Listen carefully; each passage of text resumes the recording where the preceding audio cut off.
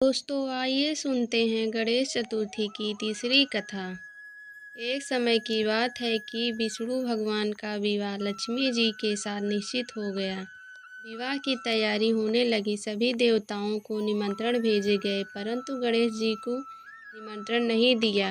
कारण जो भी रहा हो, अब भगवान विष्णु की बारात जाने का समय आ गया। सभी देवता अपनी पत्नियों के साथ विवाह समारोह में आए। उन सबने देखा कि गणेश जी कहीं दिखाई नहीं दे रहे हैं। तब वे आपस में चर्चा करने लगे कि क्या गणेश जी को नहीं न्योता है या स्वयं गणेश जी ही नहीं आए हैं। सभी को इस बात पर आश्चर्य होने लगा। तभी सबने विचार किया कि विष्णु भगवान से ही इसका कारण पूछा जाए। विष्णु भगवान से पूछने पर उन्होंने कहा कि हमने गणेश जी के पिता भोलेनाथ महादेव को न्योता भेजा है। यदि गणेश जी अपने पिता के साथ आना चाहते तो आ जाते, अलग से न्योता देने की कोई आवश्यकता भी नहीं थी। दूसरी बात यह है कि उनको 1.25 मन मूंग, 1.25 मन चावल, 1.25 मन घी और 1.25 मन लड्डू का भोजन दिन भर में चाहिए। यदि गणेश जी नहीं आएंगे तो कोई बात नहीं, दूसरे के घर जाकर इतना सारा खाना पीना अच्छा भी नहीं लगता। इतनी वार्ता कर ही रहे थे कि किसी एक ने सुझाव दिया, यदि गणेश जी आ भी जाएं तो उनको द्वारपाल बनाकर बैठा देंगे कि आप घर की याद रखना। आप तो चूहे पर बैठकर धीरे धीरे चलोगे तो बारात से बहुत पीछे रह जाओगे। यह सुझाव भी सबको पसंद आ गया तो विष्णु भगवान ने भी अपनी सहमति दे दी। होना क्या था कि इतने में गणेश जी वहां आ पहुंचे और उन्हें समझा बुझाकर घर की रखवाली करने बैठा दिया। बारात चल दी। तब नारद जी ने देखा कि गणेश जी तो दरवाजे पर ही बैठे हुए हैं, तो वे गणेश जी के पास गए और रुकने का कारण पूछा।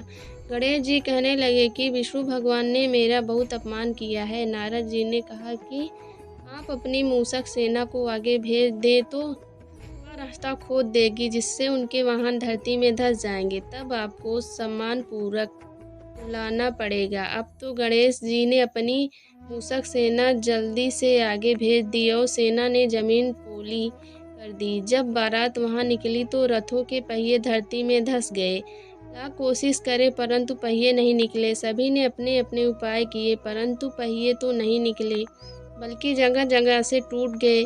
किसी की समझ में नहीं आ रहा था कि अब क्या किया जाए। तब तो नारद जी ने कहा, आप लोगों ने गणेश जी का अपमान करके अच्छा नहीं किया। यदि उन्हें मनाकर लाया जाए तो आपका कार्य सिद्ध हो सकता है और यह संकट टल सकता है। शंकर भगवान ने अपने दूत नंदी को भेजा और वे गणेश जी को लेकर आए। गणेश जी का आदर सम्मान के साथ पूजन किया। तब कहीं रथ के पहिए निकले।